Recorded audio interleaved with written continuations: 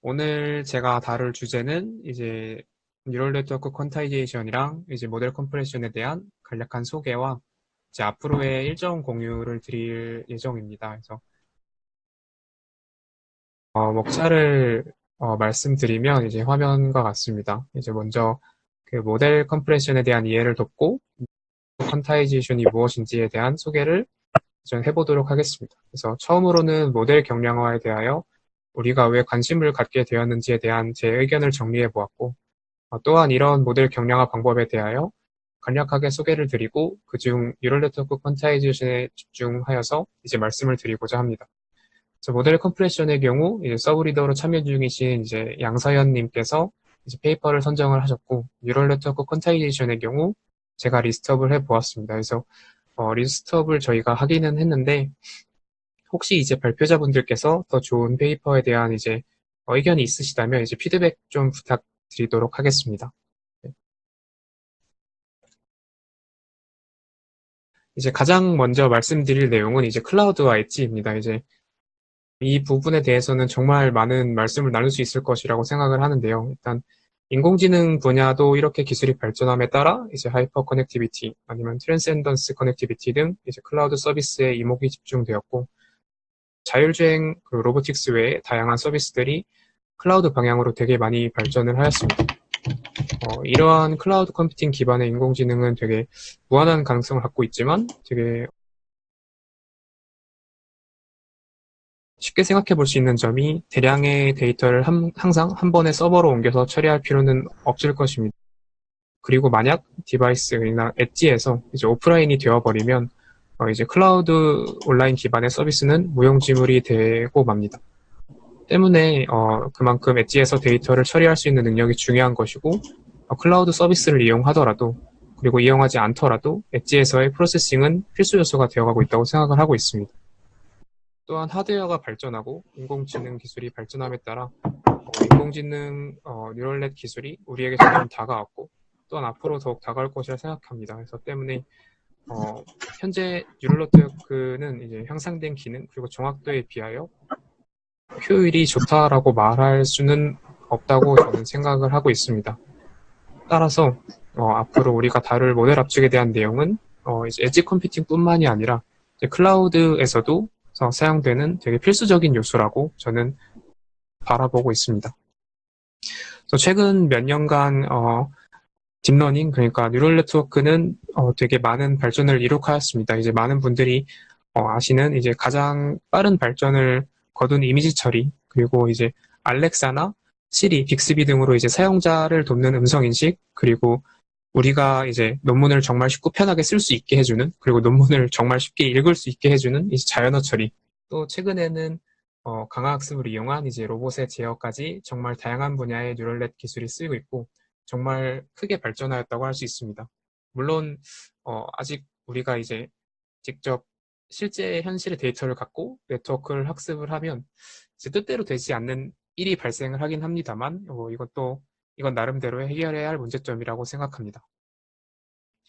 그래서 실제 뉴럴넷을 우리가 사용하는 디바이스, 그러니까 더 나아가서 더 작은 디바이스, 이제 저전력 스몰 컴퓨팅 파워를 갖고 있는 디바이스에서 사용하기에는 쉽지가 않습니다. 즉 하베스팅 에너지를 이용하는 정말 타이니한 디바이스는커녕 이제 IoT, 이제 셀폰 등 이제 상대적으로 컴퓨팅 파워가 큰 이제 스몰 디바이스에 적용하기에도 이제 DNN의 이제 딥 뉴럴 네트워크의 휴즈 사이즈가 이제 헤비하고 큰 사이즈가 이슈가 되곤 합니다. 이제 굉장히 많은 파라미터를 굉장히 많은 리소스를 사용하여 처리하기 때문인데요. 그렇다면 우리가 생각해 볼 수 있는 점이 뉴럴 네트워크는 항상 헤비하고 스트롱한 컴퓨팅 파워가 필요한가? 그리고 스몰 컴퓨팅 디바이스에서 뉴럴 네트워크를 사용할 수 없을까 하는 점을 생각해 볼 수 있습니다. 단순히 이제 액티베이션 같은 걸 생각을 해보더라도 이제 32비트에서 뭐 이제 이런 사이즈의 액티베이션이 있다면 이제 이게 단순히 계산을 해보면 한 4.2메가바이트를 갖게 되고, 뭐 세그멘테이션을 생각을 해보면 이제 32비트에서 이런 사이즈의 이제 액티베이션이 있다면 이게 0.1기가 정도가 되게 됩니다. 이제 우리가 물론 사용하는 이제 모바일 디바이스나 이제 핸드폰 같은 경우가 뭐 메모리가 뭐 12기가 막 이러면서 거의 컴퓨터 수준으로 메모리를 갖고 있다곤 하지만 뭐 더 적게 쓰면 쓸수록 좋은 거니까요. 그래서 이쪽은 좀 주목할 가치가 있는 저는 분야라고 생각을 합니다. 그래서 제가 이와 관련하여서 이제 현재 뉴럴 네트워크가 직면한 문제점에 대해서 좀 생각을 해 보았습니다. 그래서 가장 먼저 이제 도메인 어댑테이션입니다. 이제 아까 잠깐 말씀드린 내용과 관련된 건데, 우리가 뉴럴 네트워크를 이제 할 때 이제 벤치마크 데이터는 많지만 실제 어플리케이션에 적용할 데이터는 되게 많이 부족한 편입니다. 그래서 딱 우리가 맞는 어플리케이션에 적용을 하려면 실제 데이터를 우리가 수집해야 하는 상황이 많습니다. 이러한 데이터는 이제 적고 가공되지 않은 상태로 우리에게 다가오게 되는데, 또 이런 데이터적 문제를 넘어서 학습을 진행한다 하더라도 이제 실제 환경에서는 성능이 좋지 못한 경우가 대부분입니다. 그래서 여기서 나타내져 있는 그림은 강화학습에서 이제 많이 주로 요즘 논의가 되고 있는 이제 심투리얼이라는 이제 연구 분야에 대한 그림입니다. 그리고 두 번째로는 어, 앞서 말씀드린 이제 모델이 너무 크고 무거워서 지금의 하드웨어로는 동작이 어렵다는 점입니다. 물론 동작을 할 수는 있지만 더 잘 동작할 수 있는 여지가 있고 동작이 아예 안 되는 경우도 있죠. 그래서 하드웨어가 이제 발전을 하더라도 이런 모델 최적화가 이루어지지 않는 모델일 가능성이 높기 때문에 이런 모델 최적화가 많이 필요를 하고 우리의 모든 뉴럴 네트워크 어플리케이션이 이런 이제 DGX 스테이션 같은 굉장히 이제 큰 헤비한 파워가 어, 항상 모든 어플리케이션에 들어갈 수는 없기 때문에 이런 부분을 앞으로 해결해야 되는 거는 저는 필요하다고 생각합니다. 그리고 마지막으로는 이제 어플리케이션 컴플렉시티라고 이제 적어 보았는데요. 이게 적절한 용어를 제가 찾지를 못했습니다. 그래서 제가 말씀드리고 싶은 내용은 어, 지금의 이제 뉴럴넷은 이제 벤치마크 데이터셋을 제외한 실제 우리가 실제 적용하려는 어플리케이션에 최적화가 되어 있지 않다라는 겁니다. 그래서 이러한 문제는 이제 적용하려는 어플리케이션마다 뭐 최적화가 필요하고 하이퍼 파라미터 이슈를 이제 해결해야 하며 이러한 이슈에 대해서 우리가 알고 있는 이제 AutoML이라는 분야가 발전을 하고 있습니다. 그래서 이런 세 가지 분야가 우리가 굉장히 요즘 최근 주목해야 될 분야라고 생각을 하고 실제 뉴럴 네트워크를 어, 실제로 가져올 때 되게 중요한 이슈라고 저는 생각을 하고 있습니다. 그래서 어, 이렇듯 저는 오늘 모델 컴프레션에 대해서 좀 더 말씀을 드려보고자 합니다.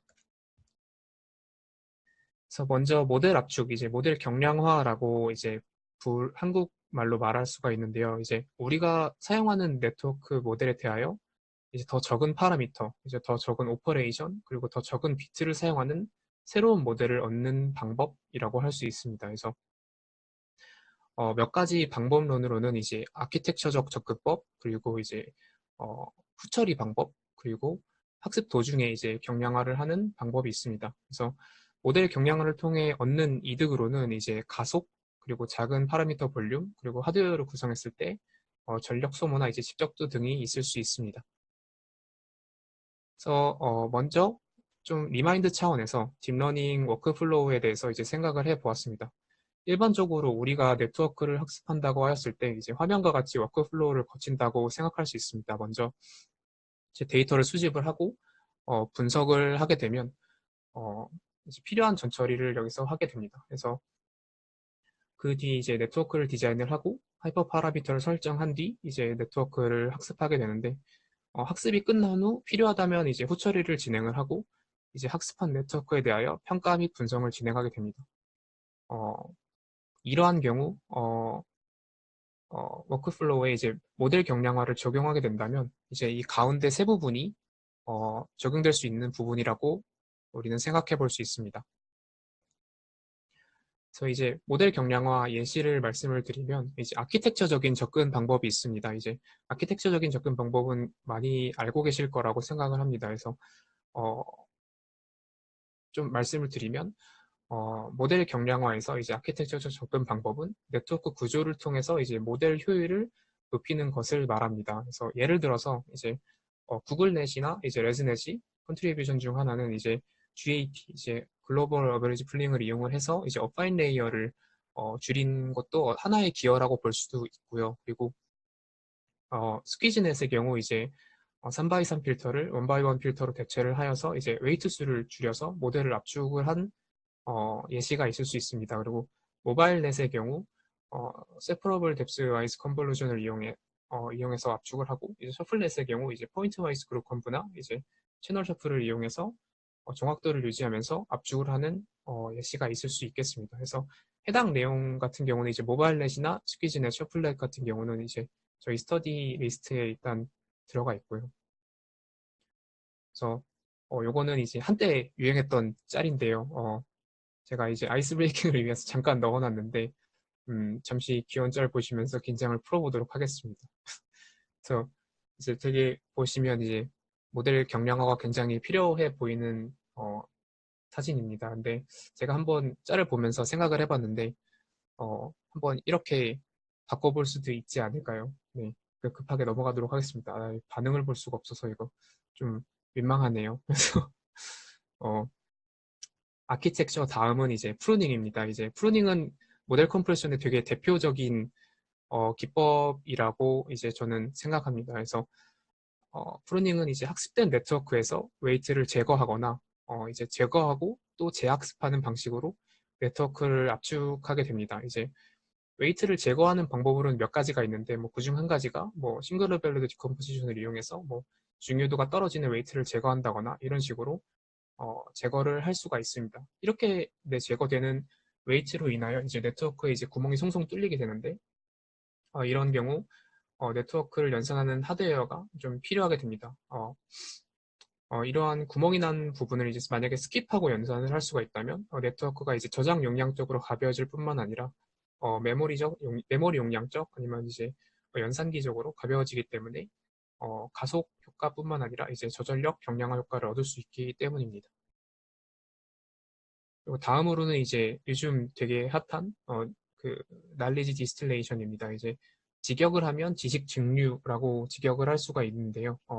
말 그대로 정말 증류를 연상하게 하는 모델 압축 방법입니다. 이제 그림을 보시면 이미 잘 학습된 티처 네트워크를 두고 상대적으로 이제 작은 스튜던트 네트워크를 구성을 하여서 학습하거나 이제 학습하고 압축하는 방법입니다. 이제 해당 내용도 다행히 우리 스터디에서 다루기 때문에 그때 잘 살펴보면 좋을 것 같습니다. 그래서 오늘 사실 제일 제가 주목하고 싶은 건 이제 퀀타이제이션입니다. 저는 여기에 가장 관심이 많은데요. 퀀타이제이션을 이제 한국말로 말을 하면 이제 양자화라고 합니다. 이제 양자화라는 말은 시그널 프로세싱에서 이제 많이 접할 수가 있는데요. 이제 가장 많이 배우게 되는 예로는 이제 아날로그 투 디지털 컨버팅에서 좀 많이 예를 들 수가 있습니다.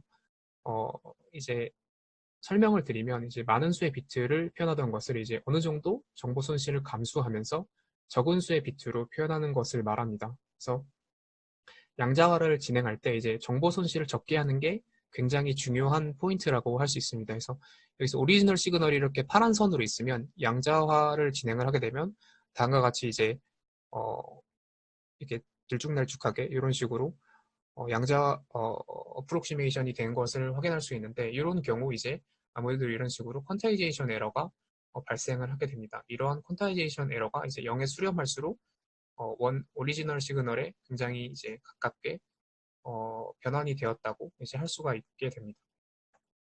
그래서 좀 더 예를 들어보면 이제 아날로그 투 디지털 컨버터의 예시를 좀 제가 가져와 보았습니다. 예를 들어서 이제 빨간색 선이 아날로그 시그널이고 이제 2비트 퀀타이제이션을 하게 되면 이런 식으로 굉장히 러프하게 퀀타이제이션이 될 수 있고, 예를 들어 4비트 퀀타이제이션이면 그래도 좀 더 원래 이제 빨간 시그널에 굉장히 잘 따라가는 것을 확인할 수 있습니다. 그래서 8비트 같은 경우는 더 잘 따라가는 것을 확인할 수가 있죠. 그래서 이런 식으로 어, 양자화에 대한 개념을 잡을 수가 있고, 만약에 그렇다면 이제 뉴럴 네트워크에서의 이제 퀀타이제이션은 어떤 건지 한번 말씀드려 보도록 하겠습니다. 그래서 먼저 뉴럴 네트워크에서 어, 양자화 대상, 이제 퀀타이제이션 타겟을 생각해 보면 화면과 같습니다. 그래서 양자화란 이제 뉴럴 네트워크 퀀타이제이션이란 이제 네트워크를 구성하는 웨이트나 이제 바이어스 그리고 액티베이션에 대하여 이제 많은 수의 비트로 표현하던 것을 이제 어느 정도 정보 손실을 감소하고 적은 비트로 표현하는 것을 이제 말합니다. 그래서 양자화 대상은 웨이트만 아니면 이제 웨이트와 액티베이션 둘 다인 경우가 있습니다. 그래서 아래의 그림은 이제 CNN과 RNN에 대한 예시인데요. 두 네트워크는 둘 다 결국 이제 웨이트랑 바이어스 그리고 액티베이션으로 이제 이루어져 있습니다. 그래서 어쨌든 이 세부 연산은 그렇게 이루어져 있기 때문에 우리가 네트워크에서는 이러한 파라미터들이 고변산, 하변산을 통해서 일정 시퀀스를 통해서 연산이 이루어지게 되는데 우리는 이러한 파라미터들에 대해서 양자화를 진행을 하여서 이제 모델 경량화를 진행을 할 수가 있습니다. 그래서 양자화를 진행하게 되면 이제 압축된 모델을 얻을 수가 있게 되는 겁니다. 그렇다면 이제 이러한 파라미터들을 언제 어떻게 변화시키는 건지 좀 생각을 해봐야 되는데요. 뉴럴 네트워크 퀀타이제이션은 이제 미리 학습된 모델을 사용하거나 처음부터 이제 네트워크를 학습할 때부터 퀀타이제이션을 진행하여 이제 퀀타이즈드 된 네트워크를 이제 얻습니다. 여기서 이제 파라미터를 양자화할 때 1비트로 표현하면 바이너리, 2비트로 표현하면 터너리, 3비트 이상으로 이제 16비트까지 뭐 멀티비트 이런 식으로 나타낼 수 있는데요. 예를 들어서 우리가 웨이트 커널을 3x3 웨이트 커널을 본다면 뭐 이런 식으로 뭐 풀프리시전으로 나타내있던 숫자를 바이너리로 표현한다면 1과 마이너스 1로만 이런 식으로 커널이 구성되어 있고 터너리로 구성을 한다면 뭐 1과 0과 마이너스 1 이런 식으로 구성이 되어 있는 네트워크라고 생각하시면 됩니다. 그래서 예를 들어서 이제 터너리 커널을 보게 되면 아래 그림과 같은데요. 이제 1과 0과 마이너스 1로만 구성되어 있는 웨이터 커널을 갖고 있고 예를 들어 이런 오른쪽 남자의 사진에 대해서 이제 사진 정보는 아무래도 인티저 숫자만 갖고 있기 때문에 이런 커널이 있으면 이제 합연산으로만 그 결과물을 얻을 수가 있습니다. 그래서 계속 인티저로 이제 결과물을 얻을 수 있는 장점이 있는데요. 이런 이제 바이너리를 이용해서 바이너리 퀀타이제이션을 한 거를 이제 BNN, 바이너라이즈드 뉴럴 네트워크, 이제 터너리 퀀타이제이션을 이용해서 네트워크를 구성하면 이제 터너라이즈드 뉴럴 네트워크라고 부릅니다. 그래서 BNN, TNN 이런 식으로 하게 되고 이제 퀀타이즈드 뉴럴 네트워크라고 해서 이제 QNN 이런 식으로도 많이 사용을 합니다. 그래서 저는 처음에 이렇게 BNN이든 TNN이든 이런 커널들만 갖고 원래 네트워크들과 같은 이제 성능을 낸다는 게 저는 처음에 되게 신기했었습니다. 이제 1이랑 마이너스 1만 갖고 뭐 사이파텐에서 굉장히 괜찮은 어큐러시를 뽑아낸다는 게 저는 되게 처음에는 좀 문화 충격 수준이었었습니다. 네.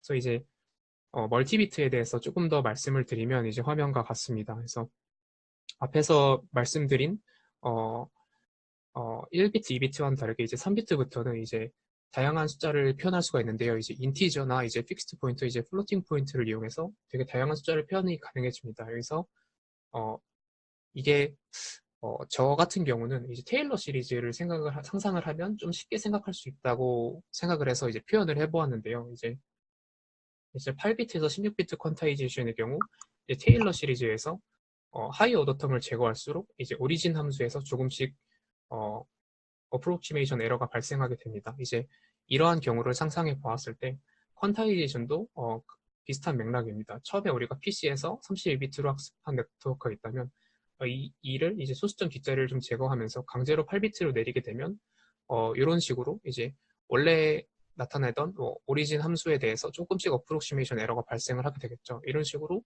우리도 퀀타이제이션 에러가 존재하게 됩니다. 그래서 때문에 이제 아래 히스토그램처럼 이건 웨이트 히스토그램을 나타내고 있는 건데요. 이거는 이제 풀 프리시전 웨이트를 나타내고 이거는 퀀타이즈드 웨이트를 나타내고 있습니다. 그래서 아래 히스토그램처럼 이제 퀀타이제이션 전과 후의 웨이트 분포가 이제 비슷한 양상을 보여야 하며 그 차이가 적을수록 좋은 퀀타이제이션이 되었다고 할 수 있습니다.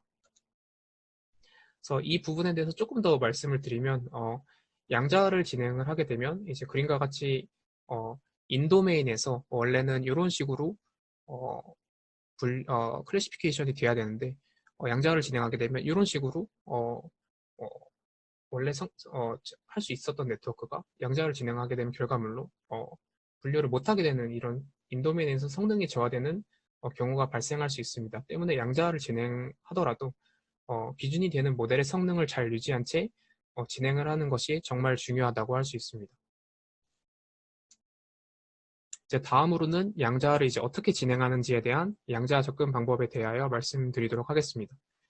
이제 포스트 프로세싱의 경우 이제 많이 예상하실 수 있듯이 이제 에러가 발생하게 되고 더 낮은 비트로 갈수록 더 큰 에러가 발생하게 됩니다. 때문에 포스트 프로세싱 같은 경우는 많이 연구가 되어지지 않고 있고 이제 듀링 프로파게이션이라는 이제 학습 도중에 뉴럴 네트워크를 이제 퀀타이제이션 하는 방법에 대해서 많이 연구가 진행되고 있습니다. 그래서 이제 어, M, 어, 어떻게 매튜라는 사람이 이제 요시아 벤지오 교수님과 함께 이제 바이너리 커넥트라는 이제 이 논문, 약간 파이오니어, 약간 선구자 식으로 처음에 제시한 건데요. 그래서 이 논문에 대해서는 이제 BNN을 어떻게 학습하는지에 대하여 이제 나타내고 있고, 다음과 같이 이제 포워드 프로파게이션일 경우, 이제 백보드 프로파게이션일 경우, 이제 파라미터 업데이트 할 경우에 대해서 이런 식으로 트레이닝 룰에 대해서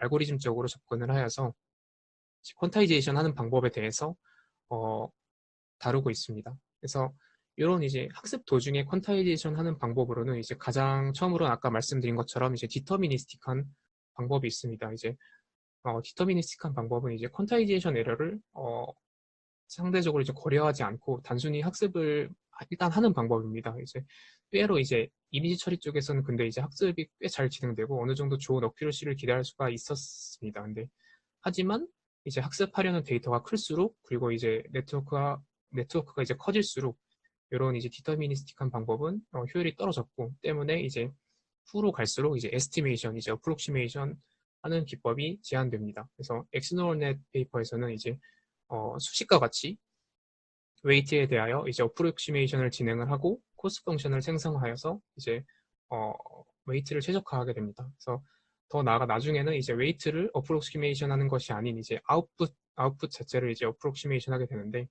결과적으로 이 방법이 더 옳은 방법이라는 것을 이제 생각해 볼 수가 있습니다. 이제 사실 우리가 원하는 것은 웨이트를 그대로 유지해서 퀀타이제이션 하는 게 아니라 이제 원하는 어큐러시, 그러니까 즉 인퍼런스 아웃풋을 최대한 동일하게 나타내면서 더 경량화된 모델을 얻는 것이기 때문에 최근에 있는 이런 방법들이 더 좋은 방법이라고 이제 생각해 볼 수가 있습니다. 그래서 결과를 미리 보면 이제 BNN의 경우 이제 엠리스트는 당연히 이제 좀 많이 잘 되니까 이제 사이파텐 같은 경우는 89% 그리고 이미지넷 같은 경우는 뭐 51% 좋게는 이제 68%까지 얻는 것을 확인할 수가 있고요.